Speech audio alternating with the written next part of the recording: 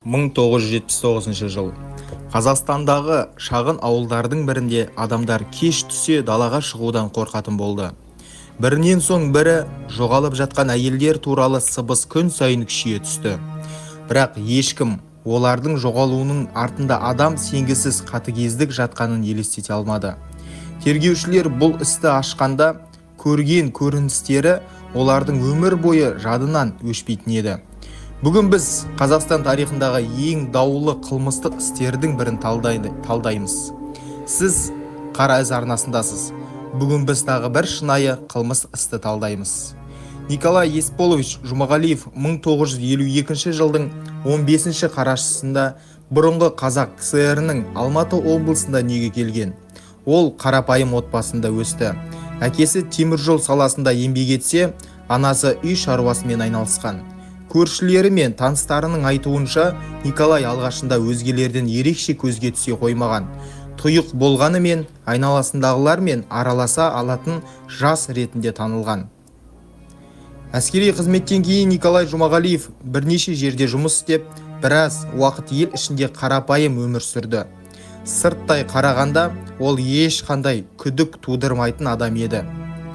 Кейбір таныстары оны сабырлы әрі көп сөйлемейтін адам ретінде сипаттаса, енді біреулері оның мінезі уақыт өте келе өзгере бастағанын айтқан. 1970 жылдардың соңына қарай оның психикалық жағдайы нашарлағаны туралы деректер пайда болды. Ол бірнеше рет психиатриялық тексеруден өтіп, дәрігерлер оның ауыр психикалық бұзылыстары бар екенін анықтаған. Алайда сол кезеңде оның қоғамға қаншалықты қауіпті екені толық бағаланбады. Тергеу материалдарына сәйкес, дәл осы уақытта оның санасында шындық пен сандырақтықтың арасы ажырай бастады. Кейінгі сараптамаларда оның түрлі елестер көргені және өз әрекеттерін ерекше сенімдермен ақтауға тырысқаны айтылған. Алайда айналасындағы адамдардың басым бөлігі мұның бәрін байқамады. Олар оның көп жағдайда жалғыз жүретінін ғана білетін. Ешкім көп ұзамай дәл осы адамның Қазақстан тарихындағы ең қатыгез қылмыстық істердің бірінің басты тұлғасына айналатын болжай алған жоқ. Мектепті аяқтағаннан кейін ол кәсіби білім алып, кейін әскери қызметін өтеді. Әскерден оралған соң әртүрлі жұмыстарды еңбек етті. Оның ішінде электрик, өрт сөндіруші және басқа да мамандықтар болғаны туралы деректер кездеседі. Алайда уақыт өте келе оның мінез құлқында өзгерістер байқала бастайды. Жақындарының айтуынша, ол барған сайын тұйықталып, адамдармен қарым-қатынасты азайтқан. Кейіннен дәрігерлер оның психикалық жағдайында күрделі ауытқулар болғанын анықтайды. Сырт көзге қарапайым адам болып көрінген Николайдың ішінде не болып жатқанын ешкім білмеді. Бірақ көп ұзамай бұл өзгерістер Қазақстан тарихындағы ең шулы қылмыстық істердің біріне ұласатынын ешкім елестете алған жоқ. 1979 жыл. Алматы облысының тыныш ауылдарының бірінде кезекті жоғалу туралы хабар тарайды. Бастапқыда ешкім бұл оқиғаны ерекше қабылдаған жоқ. Ол жылдары адамдардың хабар-ошарсыз кетуі сирек болса да кездесетін. Сондықтан құқық қорғау органдары істі қарапайым із-түзсіз жоғалу ретінде тіркейді. Алайда бұл жолғы оқиғаның соңы мүлде басқа арнаға бұрылды. Тергеу материалдарына сәйкес, Николай Жұмағалиевтің алғашқы дәлелденген құрбаны жас әйел болған. Ол құрбанын алдын ала бақылап, адамдар аз жүретін жерді таңдаған деген болжам бар. Қылмыс өте қатыгездікпен жасалған. Қылмыскер барлық іздерді жастыруға тырысқандықтан, тергеушілер ұзақ уақыт бойы нақты не болғанын анықтай алмады. Құрбанның жақындары бірнеше күн бойы өз күштерімен іздеу жұмыстарын жүргізді. Ауыл тұрғындары да көмектесті, бірақ ешқандай нәтиже болмады. Күндер өткен сайын үміт азая берді. Полиция істі жан-жақты зерттей бастады. Тергеушілер куәгерлерден жауап алып, жоғалған әйелдің соңғы жүрген жерлерін анықтады. Алайда олардың қолында қылмыскерді анықтауға мүмкіндік беретін нақты дәлел болған жоқ. Сол себепті іс ұзақ уақыт бойы тоқырап қалды. Бірақ бұл тек бастамасы еді. Арада көп уақыт өтпей жатып, дәл осындай тағы бір жоғалу тіркелді. Кейін үшінші оқиға болды. Барлық құрбандардың арасында белгілі бір ұқсастықтар байқала бастады. Олардың барлығы әйел адамдар болатын. Және соңғы рет елді мекеннен алыс емес жерде көрінген. Алғашында тергеушілер бұл оқиғалардың бір-бірімен байланысты бар екенін сенбеді. Себебі ешқандай нақты айғақ табылмаған. Бірақ әр жаңа жоғалу оқиғасы бұрынғы күдіктерді күшейте түсті. Жергілікті тұрғындар арасында қорқыныш пайда болды. Кеш түсе адамдар балаларын далаға шығармайтын болды. Әйелдер жалғыз жүруден қорқатын. Ауыл ішінде түрлі қауесеттер тарай бастады. Бірі бұл қылмыстарды ұйымдасқан топ жасады десе, енді бірі белгісіз жыртқыш туралы әңгімелерге сенді.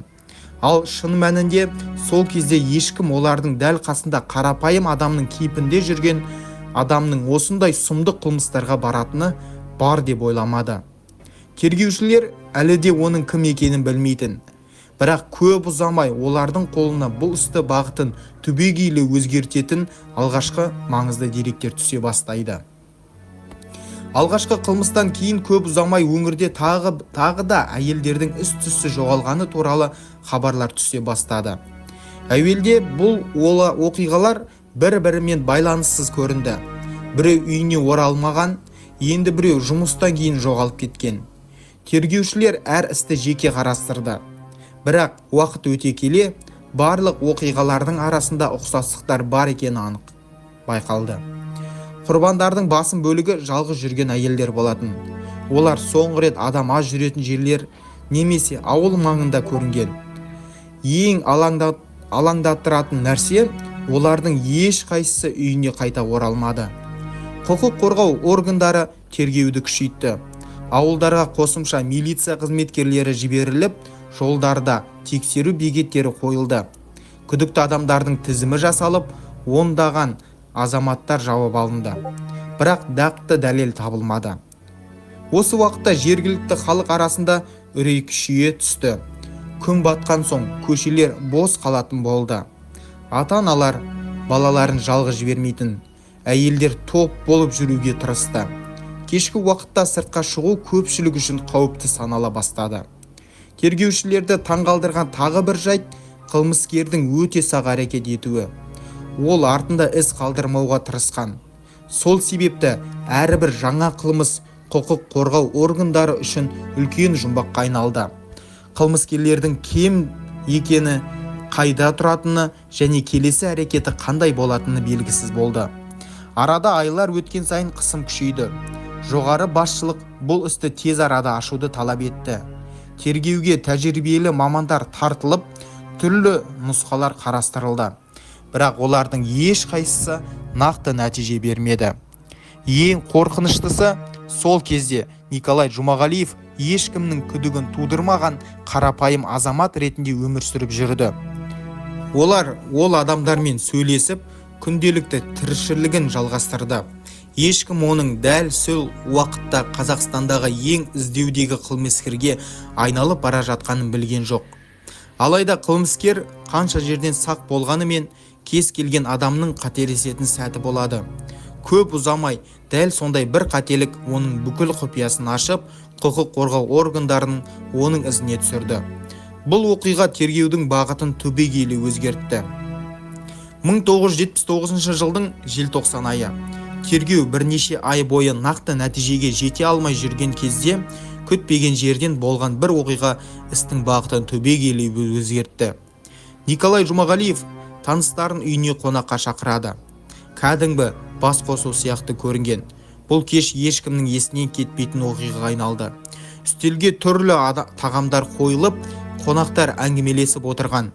Алайда олардың бірі дастархандағы еттің арасынан адам қолының саусағына ұқсайтын дене бөлігін байқап қалады. Алғашында ол бұған көзіне елестеген шығар деп ойлаған. Бірақ мұқият қараған сайын күдігі күшейе түседі. Ештеңе білдірмей, ол үйден шығып кетіп болған жағдай туралы бірден милицияға хабар береді. Құқық қорғау органдары ақпарат алған бойда дереу әрекет етеді. Сол түні Жұмағалиевтің үйіне жедел тергеу тобы келеді. Үйде жүргізілген тінту барысында тергеушілер адам сүйектері мен дене бөліктерін, сондай-ақ қылмысқа қатысы болуы мүмкін бірнеше заттай айғақ тапқан. Бұл ол күткен жағдай емес еді. Николай сол жерде ұсталып, бөлімшеге жеткізілді. Алғашқы жауап алу кезінде ол өзін сабырлы ұстауға тырысқанымен, тергеушілер жинаған дәлелдер өте ауыр болды. Сараптамалар табылған айғақтардың адамға тиесілі екені растады. Кейінгі жауаптарында Жұмағалиев кейбір қылмыстарға қатысы бар екені мойындағаны туралы мәліметтер бар. Алайда оның айтқан сөздері мен тергеу барысында анықталған деректердің арасында қайшылық болған. Сондықтан тергеушілер әрбір мәлімдемені қайта тексеруге мәжбүр болды.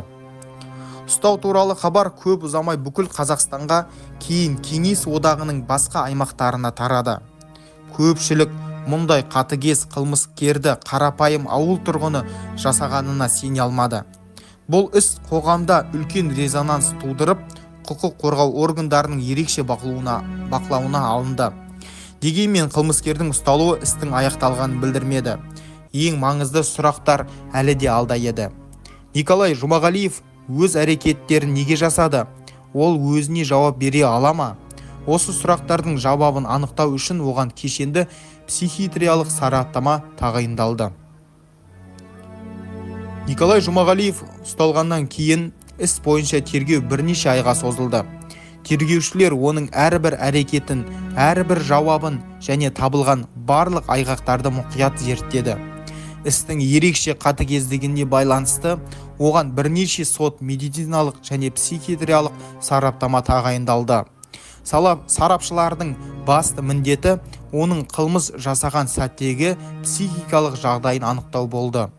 Ұзақ зерттеулерден кейін мамандар Жұмағалиевтің ауыр психикалық дертке шалдыққан деген қорытындыға келді. Сараптама нәтижесінде сәйкес ол өзін әрекеттерінің мәнін толық түсіне алмаған және де оларды толық бақылауға қабілетсіз болған. Бұл қорытынды қоғамда үлкен пікірталас тудырды. Біреулер оны жасаған қылмыстары үшін ең ауыр жазаға тарту керек деп есептесе, енді біреулері сарапшылардың шешімін заң талаптарына сай қабылдау қажет екенін айтты. Сот процесі жабық режимде өтті. Бұған істің ерекше қатыгездігі мен тергеу материалдарының мазмұны себеп болды. Сот барысында ондаған куәгерден жауап алынып, сарапшылардан қорытындылары талдалды. Тергеушілер қылмыс орнына табылған дәлелдерді, сот медициналық сараптамалардың нәтижелерін және басқа да материалдарды сотқа ұсынды. Нәтижесінде сот Николай Жұмағалиевті қылмыстық жауапкершілікке тартуды орнына оның арнайы үлгідегі психиатриялық ауруханаға мәжбүрлеп емдеуге жіберу туралы шешім шығарды.